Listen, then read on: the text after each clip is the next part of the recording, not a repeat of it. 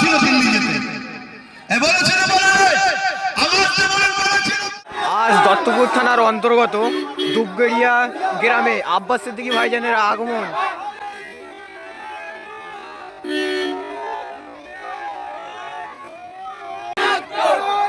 ছিল দিল্লি যেতে বলেছিল আমাদেরকে দিল্লি দেখে আগামীতে তাদেরকে আমরা দিল্লি নয় একেবারে জনমের মতো সমাজ থেকে বিতাড়িত করব। এই কথাই তারা একমত। একটু হাত তুলে সাক্ষী দেন। আল্লাহর ঘরের জন্য, হাত ধরে মসজিদ মাদ্রাসার জন্য এই হাত সত্যতা নাকি দিল্লি যারা দেখিয়েছে তাদেরকে আমরা শুধু দিল্লি নয় আমাদের সমাজ থেকে জনমের মতো বিতাড়িত করব ইনশাআল্লাহ, ইনশাআল্লাহ।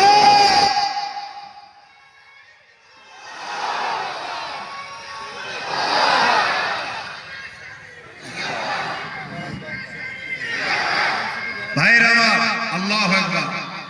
এরপরও কি আমাদের মধ্যে কোনো গাদ্দার নেই? তো হাত তুলতে বাকি। যেদিন আমাদের সংখ্যা কম ছিল সেদিন আমাদের প্রত্যেকটা লড়াই বিজয় ছিল। আজ আমাদের সংখ্যা বেশি কিন্তু আজ আমাদের বিজয় নেই। কেন? আমাদের মধ্যে গাদ্দারও বেশি। খেয়াল করে দেখুন, উহুদের ময়দানে 1000 লোক নিয়ে বেরিয়েছে নবী, আর বদরে 313 জন।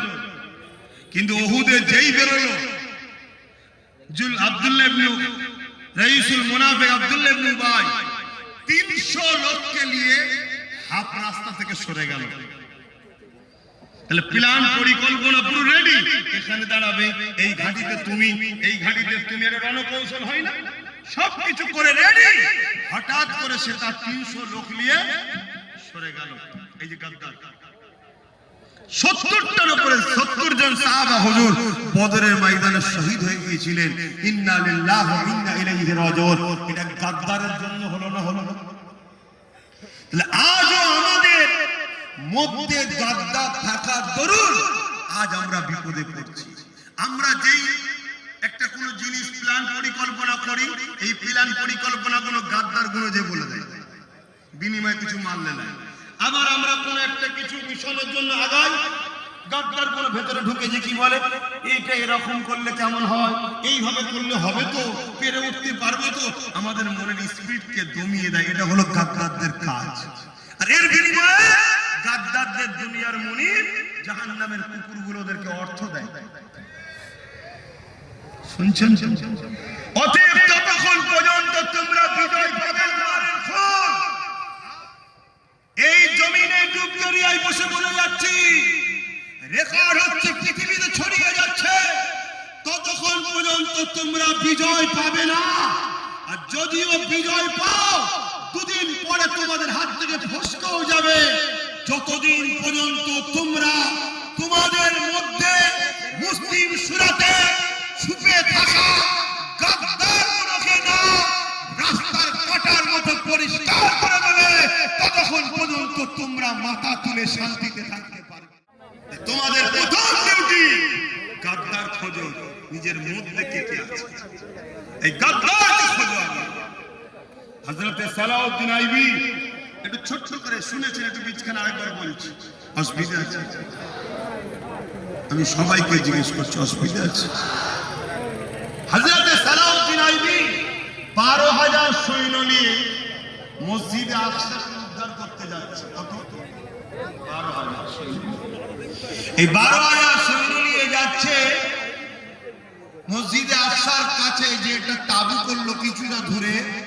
তারপরে মেসেজ লিখছে, খবর লিখছে গোপন সূত্রে কি পরিস্থিতি, হাল হাকিকা। একজন গুপ্তচর ঘুরে এসে সালাউদ্দিন আইবিকে জানাচ্ছে, হুজুর 4 লক্ষ সেলিবিয়া উলঙ্গ তরোয়াল নিয়ে মসজিদে আকসাকে ঘিরে রেখেছে। কত? 4 লক্ষ। সালাউদ্দিন আইবির হাতে কত? 12,000। আমাদের গাদ্দার কোন যদি সেদিন থাকতো, ওই মসজিদে আকসা উদ্ধার হতো? কেন হতো না সেটাও শুনুন। সালাউদ্দিন আইবি শুনলেন, ফজরের নামাজ হয়ে গেল, হুজুর আমার দাঁড়িয়ে গেলেন, 12,000 সৈন্য দাঁড়িয়ে গেছে, চিফ কমান্ডার সেনাপতি বক্তব্য দিচ্ছে, বাকিরা সব শুনছে, যুদ্ধের প্রস্তুত তৈরি হবে। সালাউদ্দিন আইবি সালাম, দরুদ, আল্লাহর হাম, প্রশংসা, নবীর উপর দরুদ পড়ে নিয়ে শুরু করেছে। এই আমার সৈন্যরা, খবর পেলাম 4 লক্ষ সেলিবিয়া সৈন্য উলঙ্গ তরোয়াল নিয়ে দাঁড়িয়ে আছে, আর আমাদের সংখ্যা মাত্র 12,000। এই লড়াই বিরাট খুনি লড়াই হবে।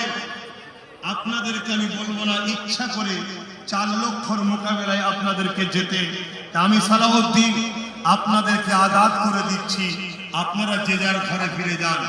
আমিও বলেছিলাম, আজও বলছি, আগামী দিন বিশাল লড়াই হবে। একদিকে সমাজ বিরোধী, মানবতা বিরোধী, চোর, খুনি, দাঙ্গাবাজ, দাগি, মাল, 2 নম্বর গুণ থাকবে, শুনছেন তো নাকি? একদিকে, আর একদিকে থাকবে নাই সত্য, ইনসাফ, ইনসানিয়াতের পক্ষে। এই লড়াইয়ে তোমার আমার সংখ্যা কম হতে পারে, ইচ্ছা থাকলে আগিয়ে আসো, না ইচ্ছা থাকলে যেতে পারো, কাউকে জোর করবো না। কিন্তু এই লড়াইয়ে আমরা খোদার পক্ষে, নবীর পক্ষে, ইনসাফের পক্ষে, মানবতার পক্ষে, গরিবের পক্ষে এই লড়াই ছিল, আছি, ইনশাআল্লাহ থাকবো। যারা খুশি মনে আমাদের সঙ্গে থাকতে রাজি আছো, আল্লাহকে সাক্ষী রেখে হাত তুলে বলো থাকতে পারবে। হাত তুলে বলছো থাকতে পারবে। 2 নম্বরই হবে না তো, মুনাফিকি হবে না তো। হাত নামাও, লড়াই কিন্তু খুব ভয়ানক হবে। সেদিনও সালাউদ্দিন আইবি বলেছিল লড়াই কিন্তু খুব ভয়ানক হবে, যার ইচ্ছা যাবে চলে যেতে পারো। 12,000 সৈন্য দাঁড়িয়ে গিয়ে বলে, তাদের জবান দিয়ে বেরোতে লেগেছে, সালাউদ্দিন আইবি আপনি কি বলছেন? আমরা পৃথিবীর অন্য কারো সৈন্য না, আমরা সালাউদ্দিনের সৈন্য। যে সালাউদ্দিন দরুদ ছাড়া ঘুমায় না, তাহাজ্জুদ ছাড়া ফজরের নামাজ পড়ে না, অর্থাৎ তাহাজ্জুদ আগে পড়ে, তারপরে ফজরের নামাজ পড়ে। জোরে বলুন সুবহানাল্লাহ। অতএব 4 লক্ষ গেল, 40 লক্ষ যদি থাকে, পিছুবার জায়গা নাই। মসজিদে আকসা বিজয় আমরা করব। জোরে বলুন সুবহানাল্লাহ। জান দেব বলেন, যেমন অনেকে বলেন আমরা জান দেব না, বিজয় আমরা করব ইনশাআল্লাহ। জোরে বলো। তাদের ঈমানের পাওয়ার দেখুন। বিজেপির এজেন্ট বলছে না, বলে তুই মুনাফিক মুসলমান, তুই তো এমনি মুশরিক। তোর কাজ কামের মধ্যে শিরক আছে না? তারপরে তুই তো বলেছিলি ইসলাম ধর্মে আতঙ্কবাদ নাকি অশান্তি, বলেছিল না? বলেছিল। ইসলাম ধর্মে যে বলে আতঙ্কবাদ অশান্তি, সেই ইসলাম থাকতে পারে? তাহলে বলেন, এই সব যদি গাদ্দার, বেঈমান, মুশরিক মুসলমান সেজে মুসলমানদের রহনুমা হয়ে মুসলমানদের নেতৃত্ব দিবার যদি জায়গায় বসে থাকে, তাহলে এই জাতিকে ধ্বংস হতে তো হবে। এই জাতির মসজিদ তো দখল হবে, এই জাতির তো কবরস্থান, মাদ্রাসার সংখ্যা দখল হবে। আমাদেরকে ভাবা দরকার ছিল যে আমাদের ভাগটা কোন। আমরা যে 30% কি যাই হোক পার্সেন্ট আছি, আমাদেরটা কই? আমরা যদি আওয়াজ দিতাম, তাহলে কিন্তু আজকে এই জিনিস হতো না। আর যদিও বা আওয়াজ শুনতে যাবেন, তার আগে যেগুলোকে বসিয়ে রেখেছে সব এই কোয়ালিটি। দেখুন এই কোয়ালিটি নেই, আমার কথা শুনছেন তো আপনারা? অসুবিধা হচ্ছে? তাহলে সারাদিন এই কোয়ালিটির একই না, এদের মধ্যে শিরকের কাজ আছে না? এরা ইসলামের বিরুদ্ধে না, বিরুদ্ধে না। যারা শিরকের মধ্যে জড়িয়ে ইসলামের বিরোধী করে, তার নামটা হাসি হতে পারে, তার নামটা প্রতিকূল্লাহ হতে পারে, মূলত তারা মুসলিম ঘরের হতে পারে না।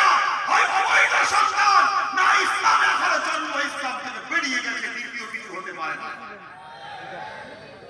এদের বিরুদ্ধে আমাদেরকে সজাগ হওয়া দরকার আছে।